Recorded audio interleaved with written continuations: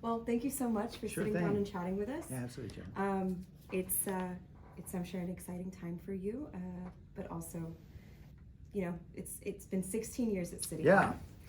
You've been here starting as a downtown council member, and you moved up to mayor. What would you say has been your proudest moment or accomplishment during this time?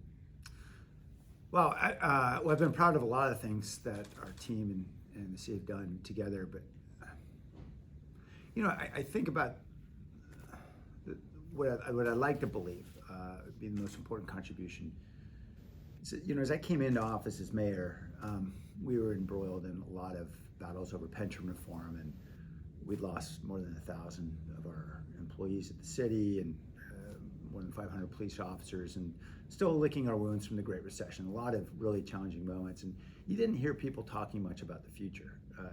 We were still fighting a lot of battles of the past, and what I'd like to believe we've done through a lot of different initiatives is really refocused the city organization on the future, and hopefully the community as well, so that we're talking about how we're going to preserve thousands of acres in Coyote Valley for future generations, how we're going to help thousands of first-generation students get to college as soon as they aspire, or how we're going to build an incredible downtown with Google's investment and a lot of other investment downtown to revitalize and help to bring a new streetscape to a city that's traditionally been built around an automobile, and now can have a vibrant downtown with housing and shops and restaurants and all the things that we want to have in the future. And so I'd like to think with different initiatives we've had and across a whole different areas, we are refocusing the city on the future.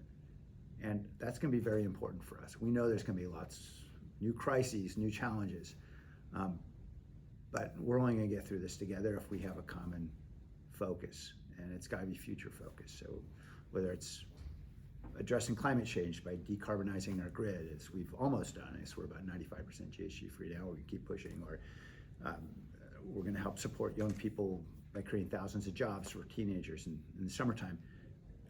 Whatever it is, it's got to be about the next generation. It's got to be about the future, and I think we're doing that, and that is very satisfying to me to see us focused forward. Mm-hmm. Yeah. You've led San Jose through a major flood, global pandemic, mass shooting, civil unrest, a Donald Trump presidency, just to name a few. Yeah. What was the single most difficult moment for you? There have been several, but the mass shooting at the rail yard was the most awful. But there have been other low moments. I remember too well being at a police command center they had set up as we were trying to understand whether or not the shooter was still there after we had just lost a police officer. It was very early on. And Michael had been shot, and I remember just this incredible sense of loss and anxiety about what else might happen. That was a horribly low moment. Mm. I think that was happened in the first few months of my term. You have those moments as mayor, and you think you'll somehow or another be ready for them. You can't possibly. It's an incredibly challenging role. Although I've loved my time as mayor, but there are moments that are very that test your character in ways that you just never could anticipate. Mm-hmm. Yeah, and all eyes are on you at that moment, right? To lead the city through this, to keep morale. Well, it's less about that and more about the fact that you're often quite helpless to improve a situation. Mm-hmm. As you're sitting there with families who have just lost their loved ones after a mass shooting, you'd like to believe as mayor there is some magic wand you can wave. There's something you can do to address the intense pain they feel. Or in that moment, frankly, there were families who just hadn't even heard what was happening to their loved ones, and you knew that they must have lost them because this was now hours after the shooting, and we literally couldn't.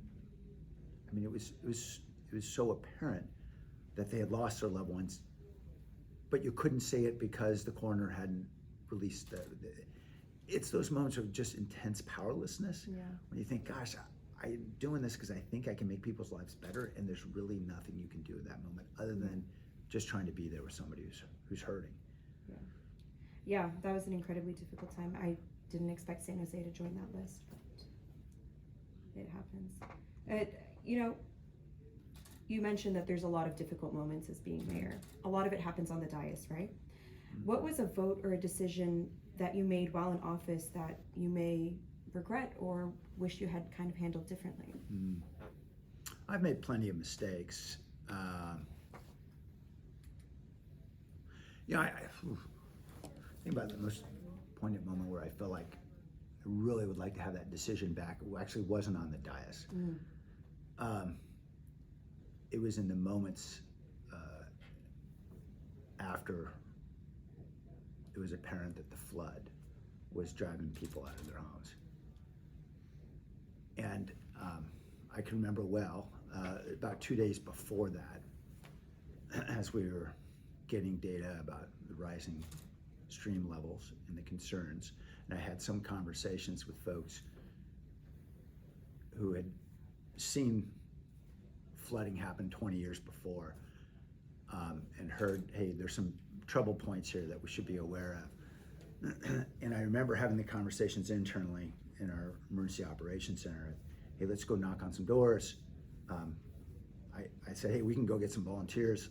We can do it in different languages. Let's knock on doors and see if we can start to encourage folks to come out. And at the time, what we're being told by the water district was, no, it's not going to flood. It's not going to flood. And the engineers at the district were saying, the data we have doesn't suggest it's going to be a flood.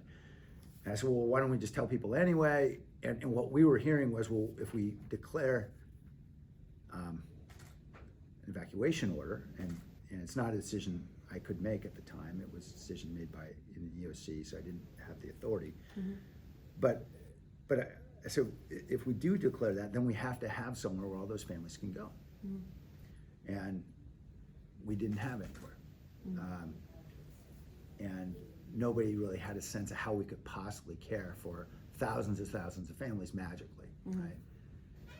And so I remember thinking at the time, well, what if we're wrong? What if the engineers are wrong that we're hearing from the water district? What if we don't have good data? But I didn't really follow through on that gut. What I did do, I remember posting something on Facebook, and I actually warned about particular neighborhoods. Said, hey, if you're in these neighborhoods, consider where you might stay, where else you can stay tonight, that kind of thing. And I remember getting a call from the water district saying, hey, we don't want to scare people. We're okay. So I revised the posting, actually changed the posting because, and I guess I regret that I didn't trust what I was hearing on the street from people who had sort of the experience, and we were sort of trusting on the experts. And I realized that was a leadership failure on my part, that I certainly could have done a better job to urge folks to listen to other voices. And although I didn't have the authority to declare the emergency order, I certainly could have just gone out there with volunteers and knocked on doors, right? We certainly had the ability to do that. And so I regret that I didn't trust my gut, and I didn't trust those who had sort of that on the street experience, and we deferred to the experts. 2 days later, obviously, the worst was happening, and we were evacuating 14,000 people, and we had to find ways to accommodate that evacuation anyway. And it's a bit of a 20/20 hindsight, but I think about the decision that I would love to have back. That's a big one. It's a big one. Yeah. Here's the $1 million question, though. Yeah. What's next? I'm not going to answer that question, not because I'm being coy or evasive, because I genuinely don't know exactly. I committed myself I was going to be racing to the finish line and focused on what we're doing. Obviously, I've had conversations and I've thought about it. And you can't help not thinking about it. But my wife and I decided, okay, I'm not going to make decisions. It's going to be good to take a break, breathe, Yeah. We're going to go away for a week and a half and think, and likely make decisions sometime in January, February time frame. Gotcha. Yeah. Yeah, you mentioned maybe going into the nonprofit sector, or, but we've also heard maybe Congress. Yeah, I've considered different options, but right now that's not an option because Okay. we've got, well, San Jose's got 4 districts. We've got 4 members of Congress there. So if one of those folks suddenly decides they're not there, well then, that's a conversation. But right now. Well, can I ask then, why does that seat appeal to you? Why would you consider going to Congress? I would consider that just like I would consider other options. Right now, I'm genuinely trying to suspend the tendency, I think, for all of us who are kind of type A to immediately believe we have to have a plan and jump into the next thing. And the reason why I'm doing that, frankly, is I don't feel like I've really had a chance to really explore a lot of options. And I know I want to do something that's aligned with my passions. A lot of the things I've been working on, whether it's affordable housing and homelessness or sustainability, I want to find something that's strongly aligned with that. And so whatever I do, it won't be a great surprise to anybody. It's going to be in one of those areas where I've been working, but to be determined. Gotcha. What would you say What would you say is your legacy as San Jose's 64th mayor? I think our real legacies aren't really the ones that get, make the headlines or get the history books. I'd like to believe, and I hope the legacy I'll be leaving will be in all the work we've done. And generally, this isn't the stuff that gets a lot of media attention, but the work we've done focusing on youth and children who are growing up overcoming the challenges of poverty and all the other many barriers that we know exist for young people. The programs that I'm often the most passionate about are things that we've started, like I mentioned San Jose Aspires, which is helping wonderfully bright students at San Jose High and Overfelt be able to get on a college-going path with micro scholarships and so forth, and sort of tools that can help them understand their choices better. Programs like 5K Coding, it's helping expose a lot of young people who otherwise wouldn't be exposed to computer science and coding to be able to start to learn with the help of our libraries and a lot of volunteers. It's been great. Work we're doing, like on San Jose Works, helping thousands of young people get their first job in the summertime, focusing overwhelmingly in East San Jose. It's those kinds of programs. Bluntly, we got out of that business through the Great Recession. We had no money as a city. Libraries got cut badly, Parks and Rec got cut badly.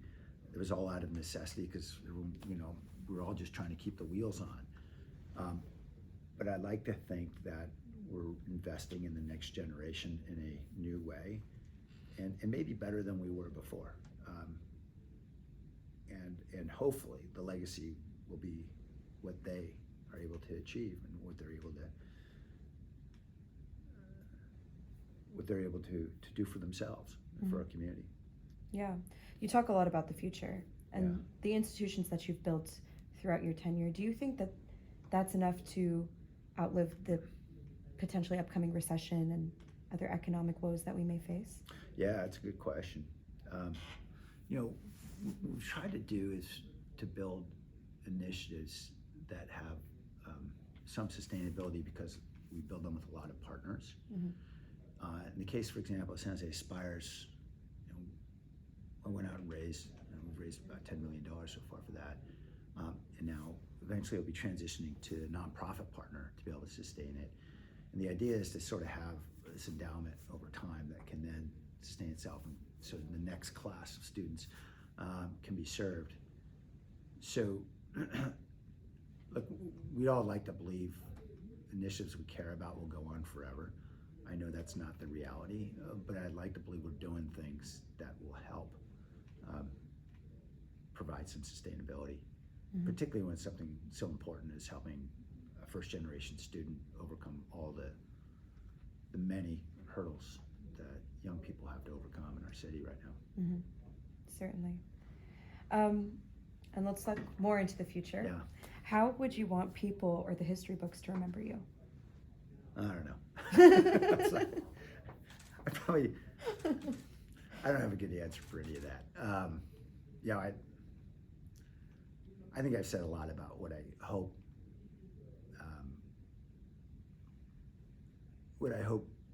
the city benefits from the work we've done together here. Mhm. And that pretty well summarizes Yeah.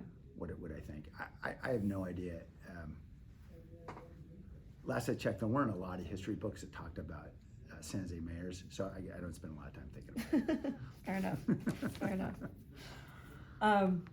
As you prepared to leave office, you played a major role in selecting your predecessor in this month's election, from endorsing Mayor-elect Matt Mahan to launching a PAC that financially supported him. What would your role or influence be in the Mahan's administration moving forward? Probably not a lot. I mean, I have a great relationship with Matt, and I certainly talk to him about issues, and I'm happy to talk to him anytime he gives me a call, but he doesn't need more advice. You know, plenty of folks want to give him advice, and he's going to do fine. So I think it's important for Matt to set his own path of leadership, and he's going to have a different set of challenges. He's going to have different approaches, and he should. Mm-hmm. And that's the nature of turnover in leadership, and that's a good thing for the city. I think that's why term limits exist. I actually didn't believe in term limits until I got into office, and now I'm convinced they're a great thing. Why? Well, for two reasons. One is we all have spouses, and they'll get really tired of our jobs. Fair. but the second reason is all of us become susceptible to sclerotic thinking, Mm-hmm. right? You get in a role too long, and you get pitted in these battles and about who's good and who's on the bad side and all those kinds of things. And ultimately, that's really destructive in the long run, right? You need to have some function that essentially reshuffles the deck. Mm-hmm. Yeah. That enables everybody to say, let's look at this in a different way, and think about these challenges and problems with a mind toward an open set of possibilities rather than just the same ones that the leaders have been looking at for the last decade. And you know, I'd like to believe I've been able to do some of that as I came in as mayor, and the next mayor and the mayor after that will have a new set of perspectives as well, and that's the way it should be. Mm-hmm. Yeah. In your State of the City 2 years ago, 2 years ago, you mentioned homelessness has been your biggest failure. Yeah. Indeed, the homeless count in San Jose continues to rise. Why were you unable to meet your housing production goals or make a considerable dent in the homelessness crisis? Yeah. Yeah, all true. So first, no question, homelessness is the crisis that is the greatest in this city, and I'm guessing every mayor in the Western United States will say exactly the same thing about that. And I can say that with some authority because, I mean, just this morning I was on a Zoom with the mayors of 13 other large cities in California, and of course, all we've been working on is homelessness for the last 4 or 5 years. That's all we talk about, just about, with some very small exceptions. So this is the crisis for every big city right now. I think we have a lot of successes to point to. The end of the day, though, there's no question the outcome is we have more unhoused people than we had, and that is a failure. Let me just first talk about the progress I think we've made in terms of both thinking and doing better, and then I'll talk about where I think that the obstacles were and why we didn't do even better. Mm-hmm. You know, I think we went into this believing that we had a certain set of tools in the toolbox, and if we could just build enough housing, and we could build it fast enough, and we could maybe pass some measures to get more funding to build more, we'd eventually put enough of a dent in this and be able to start to tackle this homelessness crisis. And so there were a lot of variations of that. Certainly I supported Measure A at the county. I think I was there at the launch. It was one of the first 3 elected officials to support it. I pushed for Measure V in San Jose, and then ultimately Measure E here. And for the most part, we were working hard on just building more extremely low income housing. But the construction costs escalated quickly.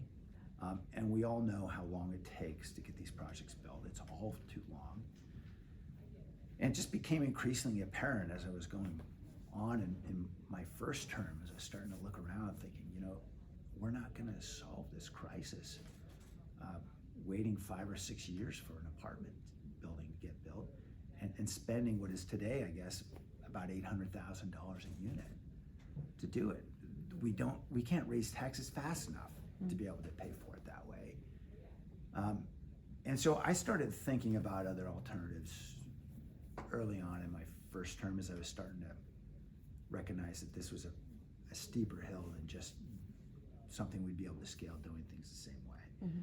And it really crystallized when a friend of mine, Chris Block, who runs homeless programs up in San Francisco, was talking to me about it and just saying, look, the reality is, if we think everybody is entitled to $1 million or $800,000 a unit home, we're going to be rolling this rock up this hill for a long, long time. And so we started talking about various options. We started looking at motel conversions, for example, which we started doing in 2015 and then 16. We got a couple. We looked at tiny homes, which was interesting. Ultimately, I don't think that's a great model and probably won't be one that sustains itself. But I'm glad we tried it because we need to try a lot of things. And then what I think we've landed on that's very successful and we are scaling, which is this quick build housing, quick build prefabricated housing communities, which we've got 3 up and running now, 4th just finished, and council just committed all the funding and the approvals to get to what we hope will be 1,000 units. I think that's a really important model, and I'm hopeful we can continue to scale that. So what we've seen through all that is now for the first time in the homeless census count, what we saw from the numbers that just came in over that 3-year period of time, yes, there were more unhoused residents, but the actual number of unsheltered homeless dropped for the first time in a really long time. I don't know how long, I'm guessing a decade or more. We finally have actually started to turn the corner on what we think is the most severe problem, which is people out on the street. We need to try to, especially as we sit here today, which is one of the coldest days I've experienced in a long time, and we just endured 2 deaths. We've got to get people off the street. That's the bottom line. So I feel like we're finally getting to a set of solutions that's doing something about that. We're able to build the housing much faster at $100,000 a unit rather than 800. We're able to build it much more nimbly in a matter of months rather than a matter of years. Mm-hmm. We've found a model and some buy-in, I think, with this council and hopefully with future councils. And now we're trying to get other regional agencies on board. And I think some recent progress with the county. Joe Simidian and Otto Lee led the charge to have the county commit dollars to these projects for the first time, which is great to see because the city obviously couldn't do it all alone. And we're hopeful. I think there may be some progress to the water district and others. So I like to think this is one model among others that can really help us turn the corner. The other thing that I think that we're doing that is working, and we need to do much more of it, is the prevention. And I really give credit to Jennifer Loving, who just said to us, look, we can get money to families before they get a notice of eviction, and we can save a lot of human misery and also save a lot of public cost at the same time. And what we launched with her and the county, Destination Home really led the way, that was investing maybe $5,000 a family back then in 2018 or so. And we saw a year later, 95% of the families were staying housed. And so, okay, we're on to something. This is working. So that was a critical tool that we used during the pandemic. And I think that, again, saved a lot of human misery. So we need to continue to scale those efforts. Now, why haven't we done better? Why haven't we done more? Well, there's no question we have more unhoused people in the city, but by the way, that's true everywhere in the state, and that's, by the way, not just in California. I think Californians have a tendency to kind of think it's all about us, whether it's good or bad. But you'll see the same reality in Las Vegas and Denver and Seattle, right? So we've got an economy, obviously, that is increasingly leaving more and more people behind. Technological innovation, automation, globalization, there's a lot of forces at work here, and the skills of yesterday are not helping people sustain themselves today. And so we need massively more investment in people, so that people can thrive and survive in this modern economy. And there needs to be a lot of other things that need to happen because these larger forces are much bigger than City Hall. Right. So there's no question, there's a lot of that. Now, there are things that are within our collective control here in the region. And, we have failed to get nearly enough housing built.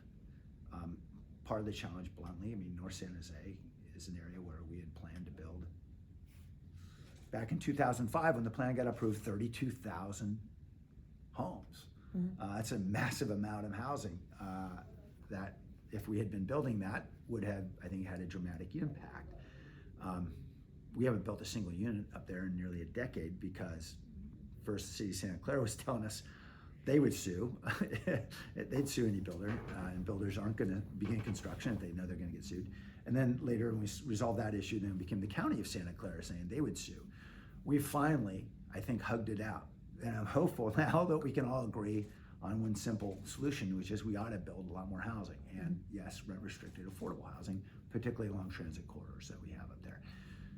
So I think North San Jose is going to help enormously. Obviously, the fact that we couldn't build anywhere up there was a huge hindrance because we've already invested so much taxpayer money in transit infrastructure. That's exactly what you want if you're trying to make for a more affordable community, because you can then build more densely and have people be able to rely on transit to reduce their cost of living.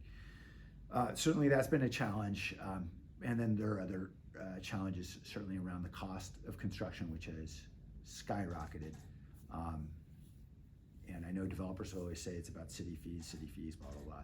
But city fees are, we've done all the modeling, all the analysis. Yes, we can always reduce city fees, and we often do when we're trying to get things to go, as we're gonna reduce them again for affordable housing. But these are in the single digits in percentage of the real costs, and the costs of labor and land and materials are really what's driving all this, and particularly labor and land have really skyrocketed. So, we've got a long way to go to solve that problem. It's gonna have to be a regional problem that we solve together, and it's gonna start, I think, by really broadening the trades and getting an awful lot more young people into the trades, particularly the high-end trades that pay very, very well, mechanical, electrical, plumbing, where young people can make a very good living, particularly those who, decide college isn't in their future. This is a great way to have a good salary and a good career, but we need to broaden the pipeline and the access for folks to get into those trades if we're really going to, I think, have a real impact on accelerating construction of housing. So that was a really long-winded answer. It's a huge problem. It just dawned on me that I've been answering your question for about an hour and 45 minutes. Well, it's a complicated question. It's a complicated answer, right? As you said, there's so many forces at play here. Yeah, I should just interject. Anybody who says that they have a simple answer to that and a simple solution, they're lying. Housing and homelessness is complex. It's hard. If it was easy, if it was simple, there's plenty of smart people in the world. They would have figured it out by now. Yeah. You touched on this, Yeah. but I just wanted to get a little bit of clarity. What exactly is the city's role when it's a regional, national problem, right? Yeah. Well, it's our role to first offer leadership and lead by example. And if we can offer models that other cities can follow, that's a great thing. And in some cases, we've done that. Motel conversions, we started in 2015 or 16. Gavin Newsom made it cool in 2020, but someone's got to prove up the model, right? And that means sometimes you fall on your face and you make mistakes, and we made plenty of those. So part of it is around pushing the envelope. Like, for example, with backyard homes, we had plenty of false starts in trying to get ADUs or backyard homes going. And, we finally fell in this sort of a combination of things where we try to reduce fees and create a one-stop shop for homeowners who are trying to get backyard homes built. And now we're working on a financing partnership with a couple credit unions and putting some city money in so we can rent restrict the homes and things like that. And all this stuff just takes a lot of trial and error. But I get calls all the time from mayors who are saying, "Hey, love what you guys are doing at ADUs. You guys went from building 15 a year to, I don't know how many we permitted. We permitted, I think, 900, close to 1,000. Anyway, so we had this huge increase. So mayors love to steal our ideas, just like I try to steal other people's good ideas. So really being the innovator, being the laboratory, or maybe less elegantly the guinea pig, you have to be willing to do that, because these are crises that don't have simple solutions. So you got to be willing to experiment, get out there on the limb. Certainly. Switching gears a little Yeah. bit. One of the challenges you've faced as mayor has been a lawsuit brought by San Jose Spotlight and the First Amendment Coalition over private email use and the California Public Records Act. I know you can't comment on that, but what would you like the public to know about your efforts to ensure transparency and accountability at City Hall, both for your council colleagues and yourself? Yeah, I think accountability and transparency are critical. But I think it's important for people to ask accountability and transparency about what? Not apparent to most folks that there's enormous amount of public purpose in ensuring that every conversation between an elected official and every other human being is a matter of both public disclosure and public interest. On the other hand, we know there are matters that absolutely should be exposed. Matters, for example, that involve the expenditure of public dollars, where there are life or safety implications, where, and we can go through, there's a long list of those decisions that matter a lot. And it seems to me we'd all be well off if we focused most on those issues and matters where we know the public interest is most at stake.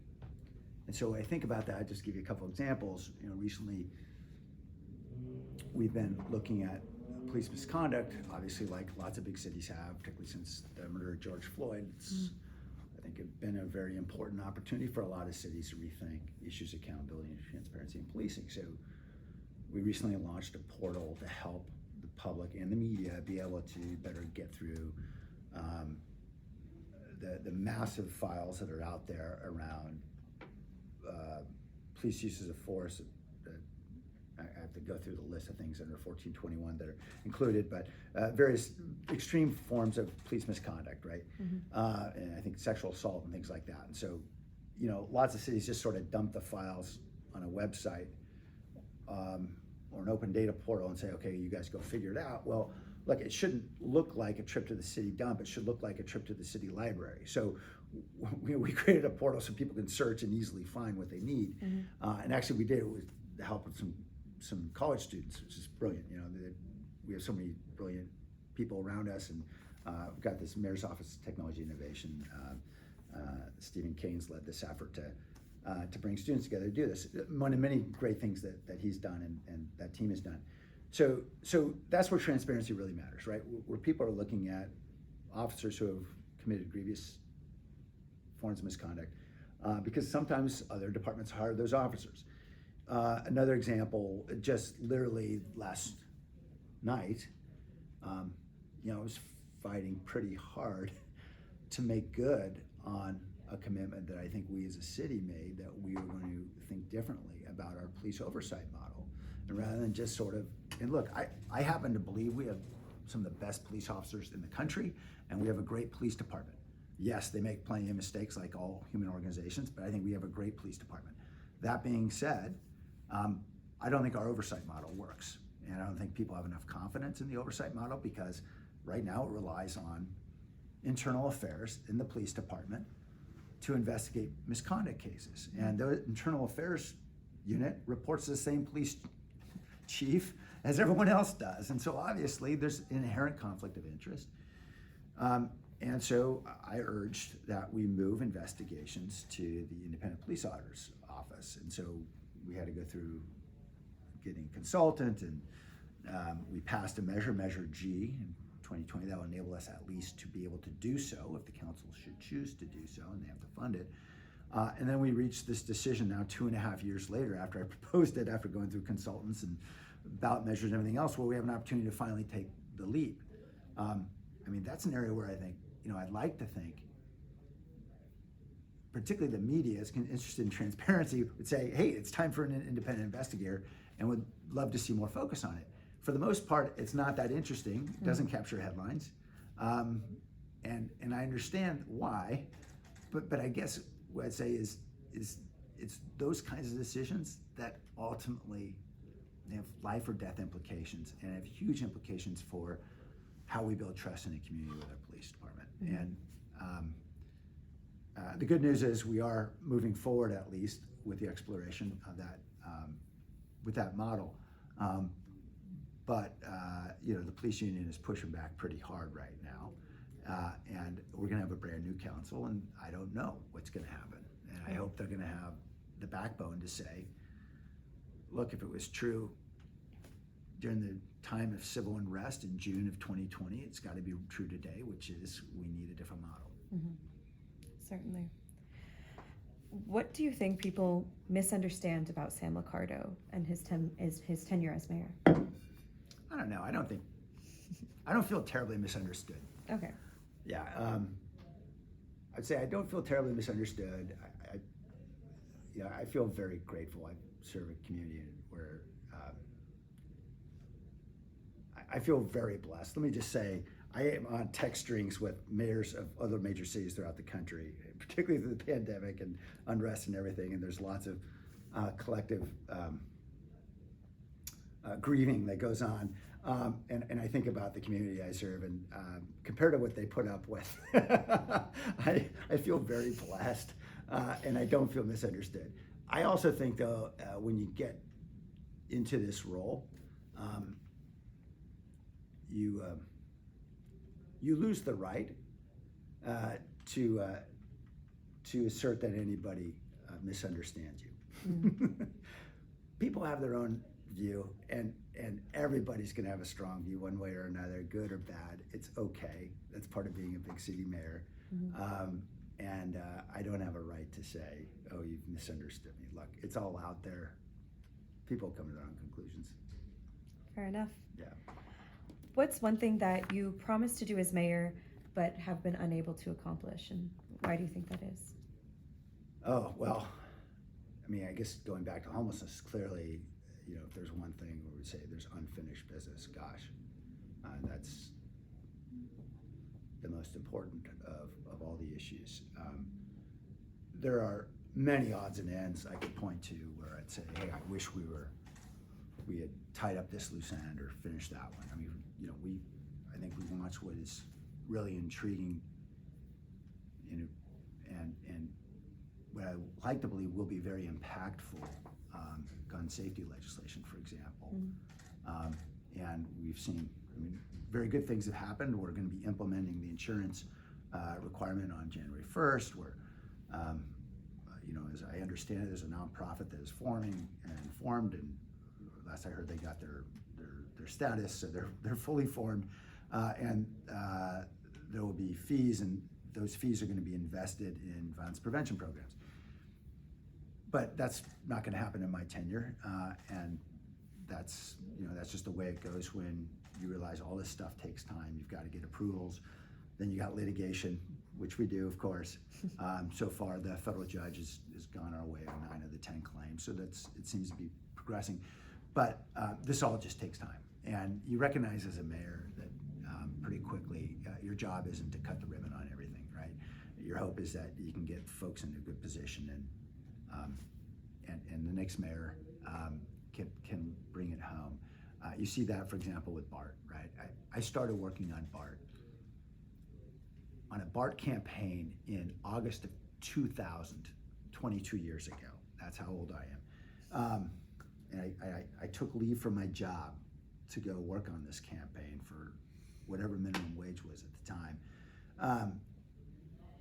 And at the time, I was, being told, and I remember telling everybody at these public meetings that I was going to, I was doing neighborhood outreach, how we're going to have BART here in like 2007. I learned pretty quickly. Okay, don't believe all the first projections from what the engineers might tell you about when a transit project gets built. The good news is we do have BART here. It's in Berryessa. Unfortunately, it's not all the way downtown. But we're, as we speak, even today, I'm working on ensuring that we can get that final piece in funding, because we're very close to getting it all the way through downtown and onto Santa Clara. Again, would love to have done it in my time, but it's okay. There'll be plenty of ribbons for Matt to cut or some other mayor. What's a promise that you did keep? Wow. Well, I'll just go back to 2014, I guess I ran, huh? At the time, the crises were pension reform battles. We had almost 600 cops fleeing. So I think I kept my commitment. We resolved pension reform. A lot of challenging negotiations, but we went to the voters. We got that approved in 2016. And the good news is, for the first time, we're actually seeing retirement costs decline, which means we're seeing balanced budgets. And that's something we haven't been able to say in a couple decades, which is wonderful, because we've got a lot of needs in the city, from homelessness to libraries to everything else. So we're really able now to focus more and more dollars on providing services. So that's an important promise, I think. And the police officers, obviously we'd love to hire more, but we've added more than 200 over the last 4 or 5 years. I get the numbers exactly right, but about 200. And that number is going to continue to grow, assuming the budgets stay on track. So those have been important. At the time also when I ran, streets were horrible condition. And so I'd like to think I made good on that commitment. We passed Measure B in 2016 and Measure T in 2018, both of which contributed to a massive restoration effort of our roads, some of which hadn't been paved in decades. And now we're able to say every single road is getting paved within a 7-year cycle. And our pavement index and all the criteria, all the measures they use are dramatically improving. So that makes for safer roads, although Lord knows we have a lot of other safety issues out there. And hopefully that's improving quality of life in different ways. So those are the kinds of things that, the nuts and bolts, obviously they don't make history books, but it's important for the quality of life of the city. So the ability to be able to get new streetlights throughout the entire city with LED bright lights, again, improves safety. It can have a real impact. Not going to make a headline. Yeah. Yep. Yeah. If you could give Mayor-elect Mahan one piece of advice as he takes the helm from you in leading San Jose, what would it be? It's not much in terms of advice. I guess I happen to think this is the best job in government. There's no other job where you can have such a direct impact on a community that you love, a community that includes your family and your friends and your neighbors and people you care a lot about. There's just no other job out there where you have that opportunity to really be able to help a city really improve the quality of life for its residents. What I would advise would be to remember the joy that you have that first day. And they often say in any job, don't let anybody take your joy. Well, I'd say don't let the crises and the political battles or any of the other issues take that joy. And that joy that you have is the realization that as a mayor, you have the opportunity, that rare position where you can convene people, stakeholders from across a region to try to tackle a problem in a way that can really dramatically improve somebody's quality of life. You can bring people without resources and people with resources into the same room, so that you have both lived experiences as well as folks who can bring resources to bear to help. And that can really dramatically change the direction of a city. That ability to convene is something that you just don't get in any other job. So I'd say keep the joy. Make sure you continue to remember why you're doing this and what makes this such a special opportunity. What was your favorite day as mayor? Oh gosh, that's a good question. I had a lot of favorite days. You know, I'm gonna duck the question. I'll never forget the day. I'll just tell a funny story. It was about a year into my tenure, maybe a year and a half, I don't know. My wife Jessica was talking to Libby Schaaf, and my wife said something like, "Oh, the best day ever this whole time he's been mayor is when we were in that Warriors parade." And we were like in this car right in front of Draymond Green's bus, and I won't tell you about all the interactions, but Draymond, you probably remember, had too much to drink, and it was very entertaining. But in any event, and so she goes on, and of course Libby cut her off and said, "Yeah, but you were in Oakland," and it's. I said, "Okay, honey, you're not allowed to repeat that anywhere else. You can't ever say it." But that was early on in my tenure. I'll note it. I will say all of my favorite moments have occurred right here in the city of San Jose. Mm-hmm. And I say that with conviction and with official force. Good. What do you think are going to be San Jose's biggest challenges in the next 10 years? Yeah. What do you think residents need from a new city council and Mayor-elect Mayhem? Yeah, I'll start with the second question. I'll go back Sure. for a second question is the residents' needs that everybody gets along and pushes toward a common goal. It doesn't mean they have to agree on everything. Lord knows that's not going to happen. If everybody agreed on everything, there'd only be one person doing the thinking. But it does require that we push together when it matters. And look, I know that the nature of political reporting and news is that you always look for the conflict, right? Mm-hmm. Anytime there's a conflict, you report on it. And for the most part, the public's kind of not aware of the fact that even when people are fighting, like 98% of our votes are unanimous. Yeah. So often a lot is missed in all that.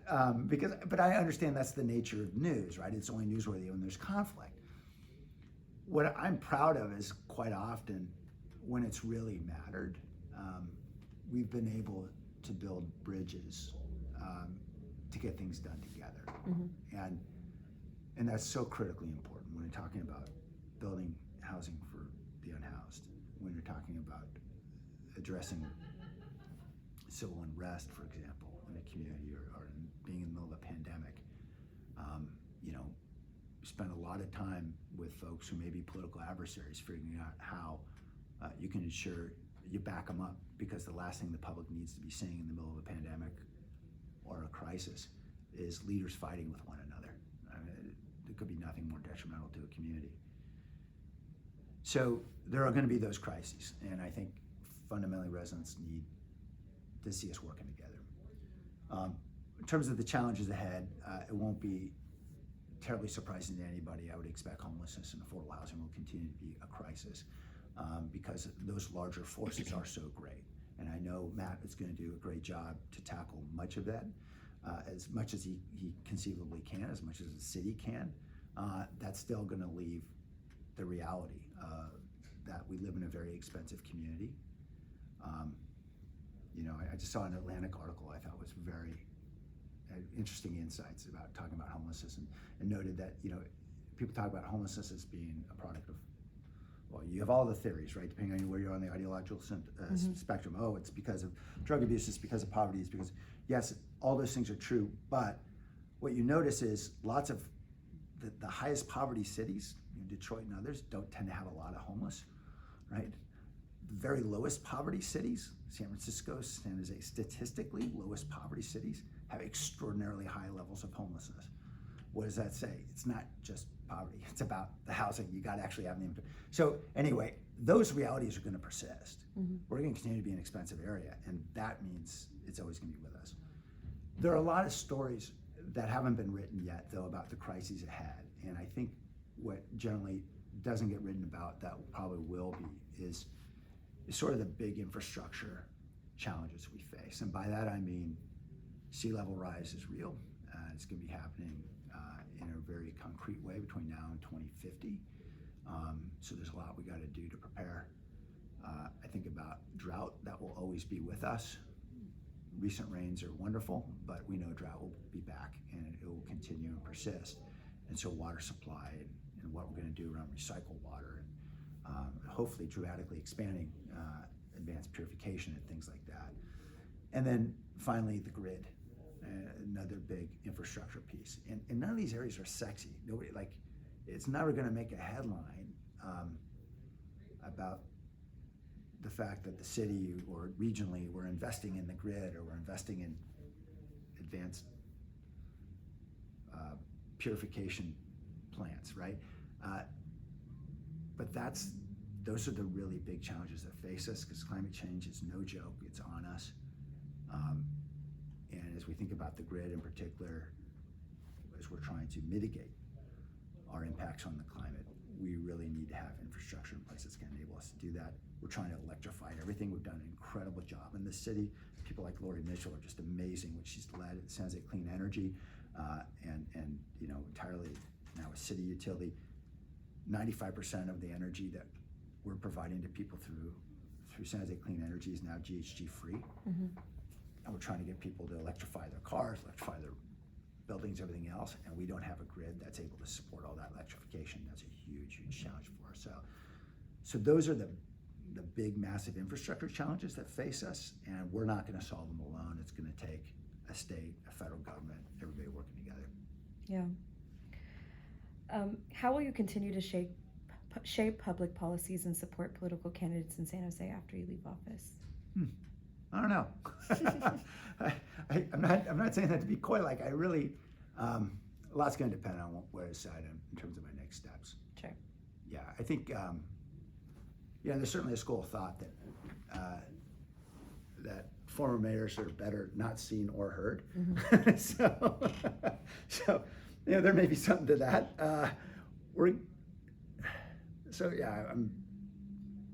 Right now, I think it's important for me, as I'm continuing just to sprint to the finish. We got 2 more weeks, and believe it or not, there's still things that we're trying to get resolved before I wrap up as I'm packing up my boxes. I'll have a much clearer mind in January and February and start to think a little bit more about how I can be part of the community in a different way. Whether I'm part of politics or not, I'll be pretty deeply engaged in this community. There's some nonprofits I'm talking to that I'm very, very passionate about, and I want to continue to support them. Mm-hmm. Schools, things like that. So I'll be involved, whether it's political or not, to be determined. Gotcha. Is there a question you wish I did ask you, or something you wish we talked Well, you got through a pretty extensive list. Wow. No. Thank you, Jenna. Thank you for taking the time. Thank you so much. I appreciate you taking the time.